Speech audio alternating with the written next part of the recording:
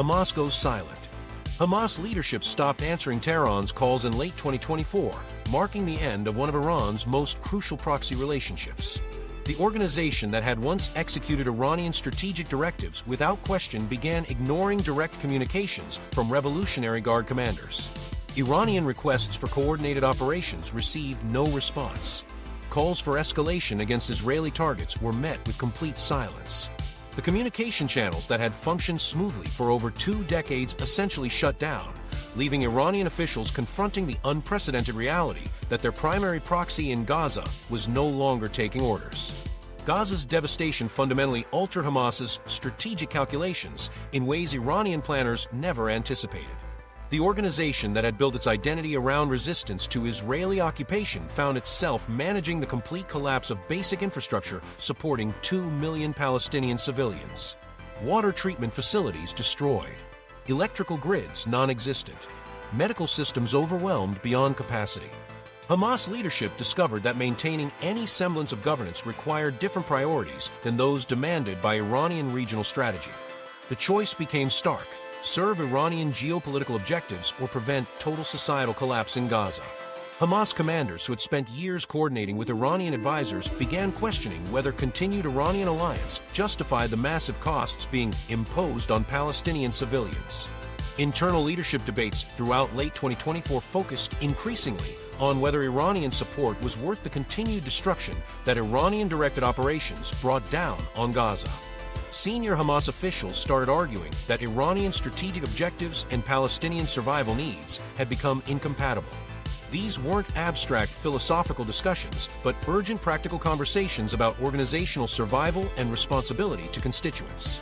Specific instances throughout 2024 revealed Hamas's growing willingness to ignore Iranian calls for escalation in favor of protecting remaining Gaza infrastructure. In August 2024, Iranian commanders requested that Hamas launch rocket attacks to coincide with regional tensions involving Hezbollah. Hamas declined, citing the need to preserve remaining military capabilities for defensive purposes. In October 2024, Iran asked Hamas to coordinate with Houthi operations in the Red Sea by increasing pressure on Israeli southern communities. Again, Hamas refused, prioritizing local stability over regional coordination. Iranian requests for Hamas to target Israeli civilian infrastructure in November 2024 were similarly ignored as Hamas leadership calculated that such operations would trigger Israeli retaliation that Gaza's weakened infrastructure couldn't survive. The organization that had once competed with other Iranian proxies to demonstrate loyalty to Tehran was now regularly declining Iranian operational requests. Hamas had begun making independent calculations about cost and benefit that frequently contradicted Iranian strategic preferences. Egyptian and Qatari mediation efforts throughout 2024 and 2025 explicitly excluded Iranian participation, marginalizing Tehran in discussions about Gaza's future. Cairo and Doha made clear that Iranian involvement in ceasefire negotiations was counterproductive to achieving sustainable agreements. Hamas participated in these Iranian-free discussions without protest, effectively endorsing the exclusion of their former patron from decisions about Gaza's political future. Egyptian officials offered Hamas alternative support structures that didn't require Iranian approval or coordination. Qatar's role as mediator between Hamas and Israel created new dependency relationships that naturally reduced Iranian influence. Qatari payments to Hamas for civilian governance functions came without the operational strings that Iranian support had always carried. Hamas leadership discovered that Qatari funding allowed them to focus on internal Palestinian concerns rather than external Iranian objectives. The organization began viewing Tehran as a complication rather than an asset in securing international support for Gaza reconstruction. Hamas's focus shifted decisively from attacking Israel to rebuilding governance structures in Gaza throughout 2025. The organization allocated its remaining resources to restoring basic services rather than military operations. Hamas officials began meeting with international aid organizations to coordinate reconstruction efforts rather than with Iranian military advisors to plan attacks. The transformation from resistance movement to governing authority required different skills and different international relationships than those Iranian partnership provided. Administrative priorities replaced military priorities in Hamas planning documents throughout 2025. The organization published detailed plans for rebuilding Gaza's educational system, healthcare network, and economic infrastructure. These documents made no reference to Iranian strategic objectives or regional resistance goals. Hamas had begun operating as a local Palestinian organization rather than an Iranian proxy, with correspondingly different priorities and international relationships. Iran's inability to protect Gaza during periods of intense Israeli military pressure undermined Tehran's credibility as a patron in ways that reverberated throughout the proxy network. Hamas fighters questioned why they should risk their lives for Iranian objectives when Iran couldn't provide meaningful protection during crises.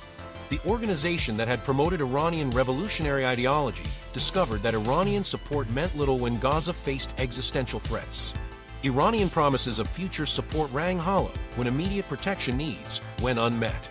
Iranian attempts to reassert influence over Hamas through alternative channels proved unsuccessful throughout 2025. Revolutionary Guard efforts to contact Hamas through Lebanese and Syrian intermediaries were rebuffed.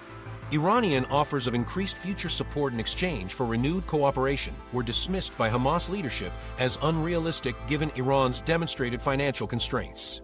The personal relationships that had sustained Iranian-Hamas cooperation for decades appear to have been permanently damaged by Iran's inability to prevent Gaza's devastation.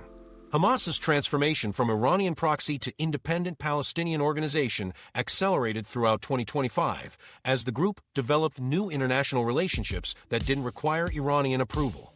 European aid organizations began working directly with Hamas on reconstruction projects. Arab governments started engaging Hamas leadership on regional stability issues. These new relationships provided Hamas with alternatives to Iranian support while requiring the organization to moderate its positions in ways that conflicted with Iranian regional strategy. Iranian officials privately acknowledged by early 2025 that Hamas had effectively gone rogue, operating independently of Iranian direction for the first time since the relationship began. The silence from Gaza represented more than tactical disagreement or temporary cooling of relations. Hamas had fundamentally reevaluated its relationship with Iran and concluded that Iranian alliance offered fewer benefits than costs in the current regional environment. Iran's most visible and historically reliable proxy had chosen survival over solidarity, leaving Tehran without its primary asset in the ongoing struggle against Israeli influence. But Hamas wasn't the only Iranian proxy facing impossible choices between Iranian loyalty and local survival. In Lebanon, an even more complex drama was unfolding as Iran's most powerful proxy confronted pressures that would test the very foundation of their decades-long alliance. Hezbollah's Lebanese dilemma. Hezbollah's position in Lebanon became untenable as the organization faced impossible choices between Iranian loyalty and Lebanese survival. Lebanese society turned against Hezbollah with an intensity that would have been unimaginable just 3 years earlier.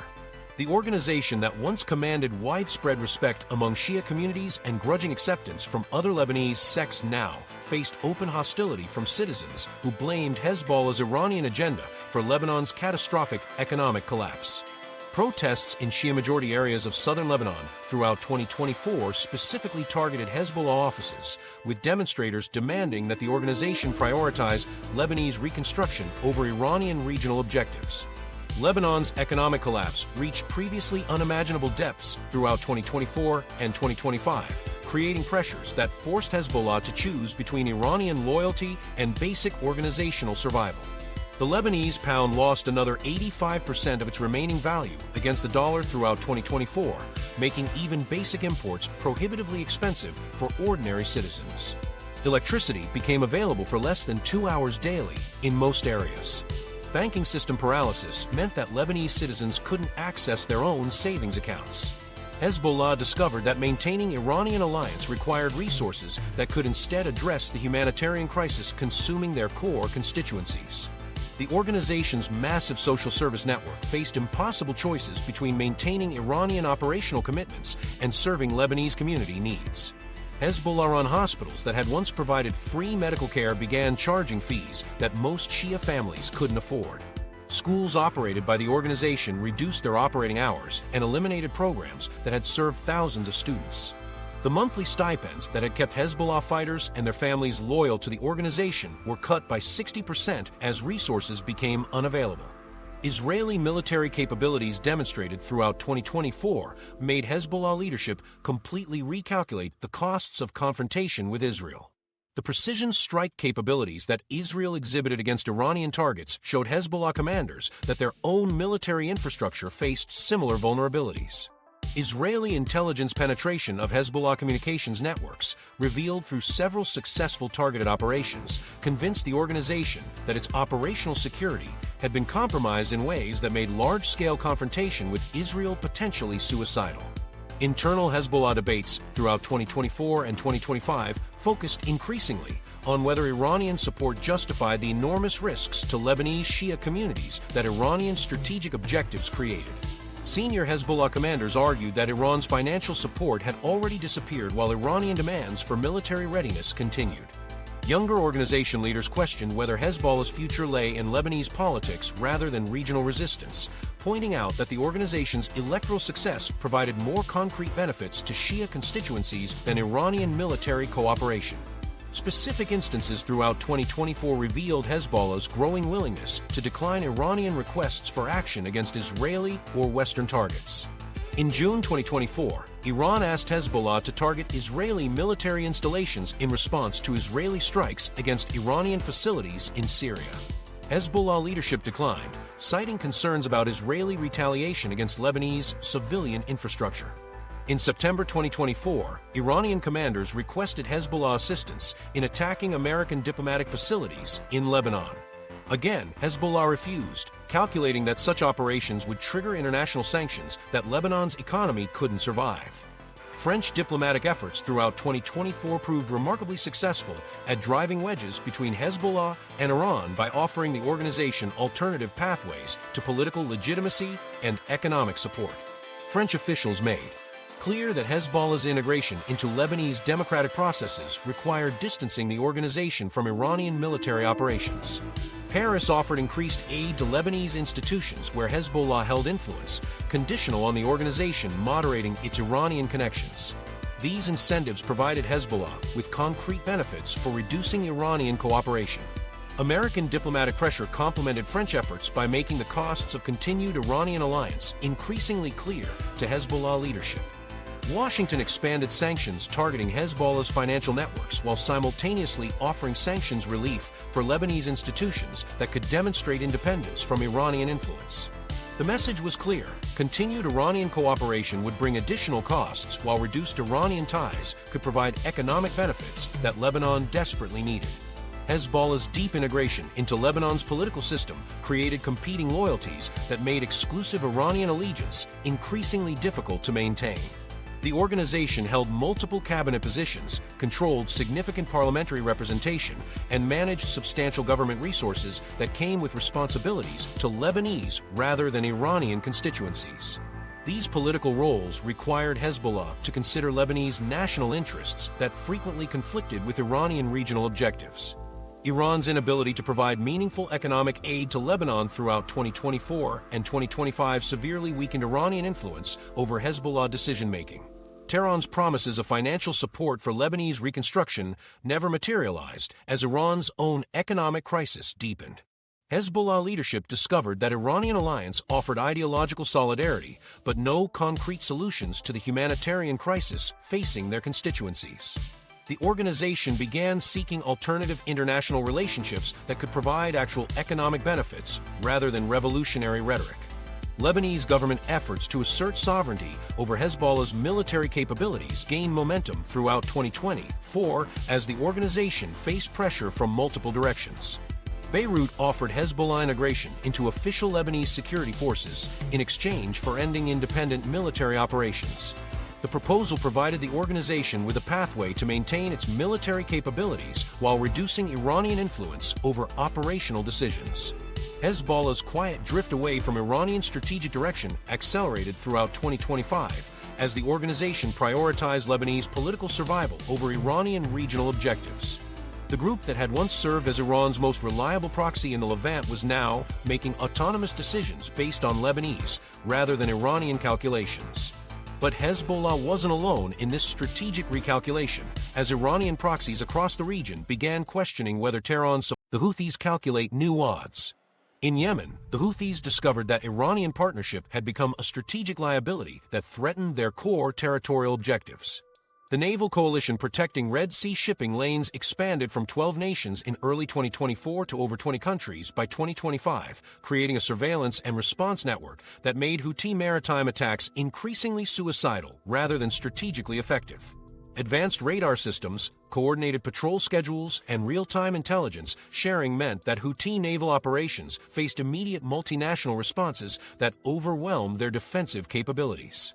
The organization that had once terrorized commercial shipping with relative impunity discovered that continued attacks now triggered massive retaliation that devastated their coastal infrastructure and eliminated their operational capacity for weeks at a time. Coalition operations dramatically increased the costs of each Houthi Red Sea attack while reducing their strategic effectiveness to near zero. American, British, French, and Italian naval forces coordinated with Saudi, Egyptian, and Jordanian assets to create overlapping defensive zones that made successful Houthi attacks virtually impossible. The coalition's rules of engagement evolved throughout 2024 to allow preemptive strikes against Houthi launching positions, meaning that even preparing attacks triggered immediate retaliation. Houthi commanders discovered that each attempted maritime operation cost them dozens of fighters, multiple launching sites, and significant stockpiles of Iranian-provided weapons while achieving minimal strategic impact on international shipping patterns. Coalition forces demonstrated their enhanced capabilities through devastating strikes against Houthi naval infrastructure throughout late 2024 and early 2025. Precision bombing of Houthi naval bases eliminated months of Iranian weapons accumulation in single operations. Advanced surveillance capabilities allowed coalition forces to track Houthi movements in real time, making surprise attacks impossible while enabling targeted elimination of Houthi leadership. The technological gap between coalition capabilities and Houthi defenses had widened to such an extent that continued maritime operations represented organizational suicide rather than strategic resistance. Saudi Arabia's diplomatic overtures to the Houthis throughout 2024 offered the organization an alternative to Iranian patronage that addressed their core territorial and political objectives without requiring continued confrontation with international coalitions. Riyadh's negotiating position acknowledged Houthi control over significant Yemeni territory while offering pathways to international recognition that Iranian alliance explicitly prevented. Saudi officials made clear that normalization of Houthi governance could proceed rapidly if the organization distanced itself from Iranian regional objectives and ended provocative maritime operations. These negotiations offered the Houthis concrete benefits for reducing Iranian cooperation rather than abstract promises of future support. Internal Houthi debates throughout 2024 and 2025 focused increasingly on whether continued Iranian alignment served core Yemeni interests or simply exposed the organization to unsustainable international pressure. Senior Houthi commanders argued that Iranian support had become a liability that prevented the organization from achieving its primary objective of consolidating territorial control within Yemen. Younger Houthi leaders pointed out that Iranian financial support had disappeared while Iranian demands for maritime operations continued, creating a relationship that imposed costs without providing benefits. These internal discussions reflected broader questions about whether Houthi identity was primarily Yemeni or Iranian in orientation. The organization's territorial priorities began diverging from Iranian regional objectives as Houthi leadership calculated that consolidating control within Yemen required different strategies than those demanded by Iranian proxy coordination. Houthi resources allocated to Red Sea operations could instead secure additional Yemeni territory or improve governance capabilities in areas under their control. The mathematical reality became clear. Iranian regional strategy required Houthi sacrifices that didn't advance core Yemeni interests and actively prevented achievement of domestic political objectives.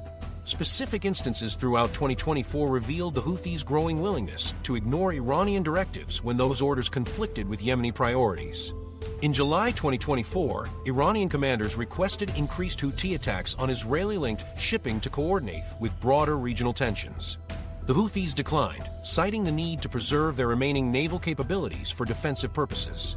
In October 2024, Iran asked the Houthis to escalate maritime operations to support Iranian negotiations with European powers. Again, the Houthis refused, prioritizing their own diplomatic initiatives with Saudi Arabia over Iranian regional strategy. Iranian requests for the Houthis to target American naval assets in November 2024 were similarly ignored as Houthi leadership calculated that such operations would trigger retaliation that could eliminate their organization entirely. The group that had once competed with other Iranian proxies to demonstrate loyalty to Tehran was now regularly declining Iranian operational requests. Houthi decision-making had shifted from automatic compliance with Iranian directives to independent cost-benefit analysis that frequently contradicted Iranian preferences. United Nations mediation efforts in Yemen throughout 2024 and 2025 explicitly excluded Iranian participation, creating diplomatic processes that marginalized Tehran while offering the Houthis pathways to international legitimacy. UN special envoys made clear that Iranian involvement in Yemeni peace negotiations was counterproductive to achieving sustainable agreements. The Houthis participated in these Iranian-free discussions without objection, effectively endorsing the exclusion of their former patron from decisions about Yemen's political future. Saudi-Houthi dialogue improved dramatically throughout 2024 as both sides discovered mutual interests in ending the destructive conflict that had consumed Yemen for nearly a decade. Riyadh offered economic reconstruction assistance, international recognition, and political integration opportunities that Iranian alliance explicitly prevented. These negotiations provided the Houthis with tangible benefits for reducing Iranian cooperation while addressing their core territorial and political objectives within Yemen. The Houthis quietly reduced their most provocative maritime activities throughout 2025 despite continued Iranian pressure to maintain Red Sea operations. Attack frequencies dropped dramatically as the organization prioritized preserving their remaining military capabilities rather than expending them on operations that served Iranian regional strategy without advancing Yemeni interests. The group that had once terrorized international shipping began operating as a conventional territorial authority focused on governing rather than resistance activities that brought unsustainable international pressure. Iran's proxy network was collapsing across multiple theaters simultaneously, but perhaps nowhere was this abandonment more shocking than in the country where Iranian influence had seemed most secure.